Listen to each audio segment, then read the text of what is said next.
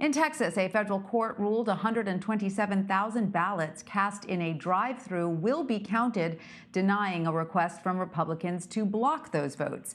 The GOP lawsuit aimed to ban drive-through voting in Harris County, which is the largest county in the state.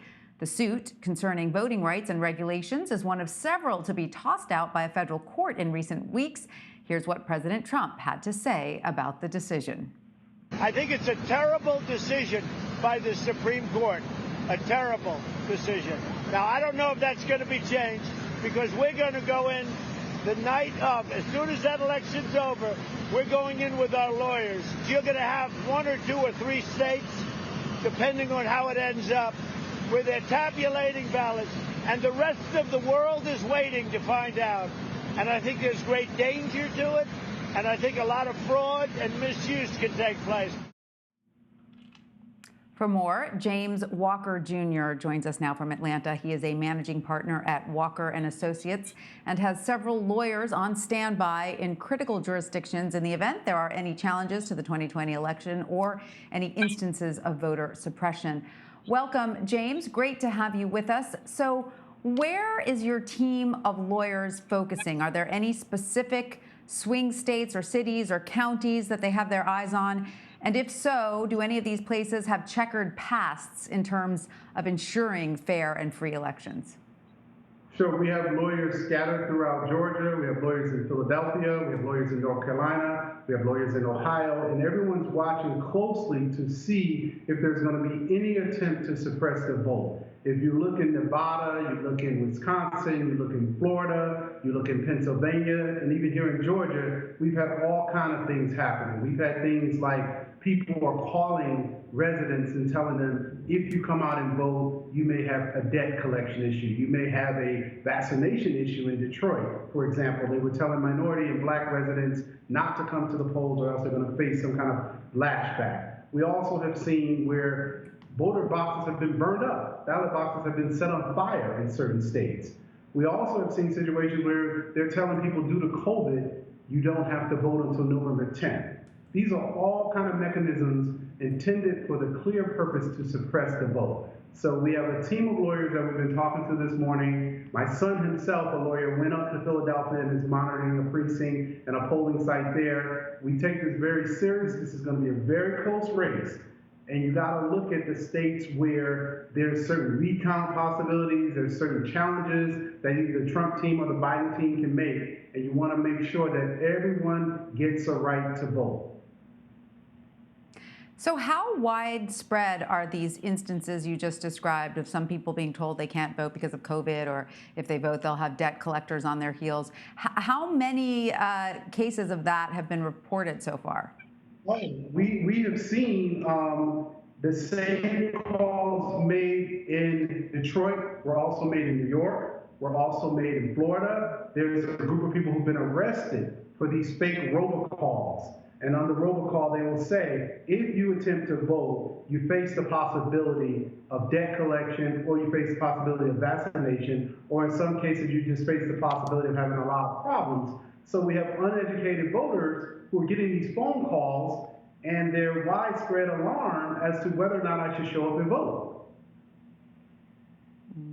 That's incredible. So what about the case of, I don't know if you guys are watching the Postal Service at all, because we have heard some reports that some of the mail-in ballots are slowly working their way in, but not all of them have been in. And in certain counties, there's a deadline. If your mail-in ballot isn't in by this time, it won't be counted. Are you guys keeping an eye on that, or is that for another set of lawyers? No, we're totally watching that. You're talking about the case up in the Commonwealth where I think the petition was for the judges to extend the voting due to those kind of issues at the Postal Service. I know in one particular case, the judge in Pennsylvania has allowed that there will be an extension of 3 days, but he's going to go by the postmarking of when the ballot was actually filed and stamped by the post office. So we're watching those cases closely, because what we don't want to have happen is an issue where there's less than 1% of a voting race contestation, because at that 1% point in many of the jurisdictions, you can trigger a recount. 1%, 0.5%, some jurisdictions say 0.25% of a percent. So we get into an issue at the post office where we can't determine whether or not a ballot came in on time or whether or not it was extended the right way. We could trigger those little issues and have a whole all-out war, which obviously will delay the election results. Mm-hmm. So, James, is there a hotline or a way voters can contact you or someone if they feel that they are experiencing something irregular, either at their polling place or they are getting these kinds of calls that you're just describing? How can they report this?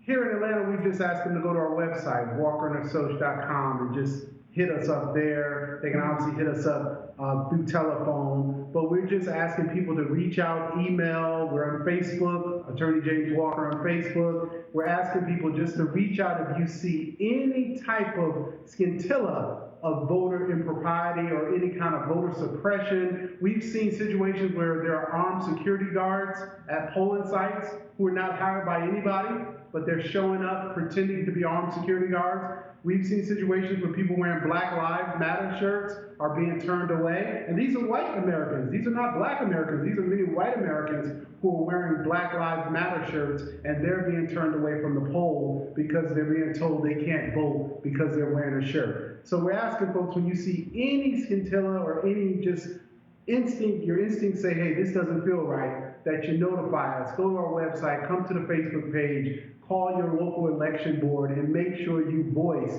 your right. Do not be disenfranchised due to either side intimidating or either side trying to play games with regards to the election. And I want to point out the Trump team has already said that their lawyers are going to go hard tomorrow morning, first thing. And we know in the 5 swing states that they're going to go hard. In states like Ohio, Florida, Michigan, North Carolina, they're going to go hard. Wisconsin, they're going to go hard. And we want to make sure, if they go hard, that every voter has had the right to vote, that the laws have been followed, the election boards, the county boards, the state boards have made sure everybody gets to vote, whether Republican, Democrat, Independent, or whatever, everyone gets the right to vote, because if they do go hard, we want to make sure that whatever comes down, the voters' voice and the voters' rights were respected and they were heard.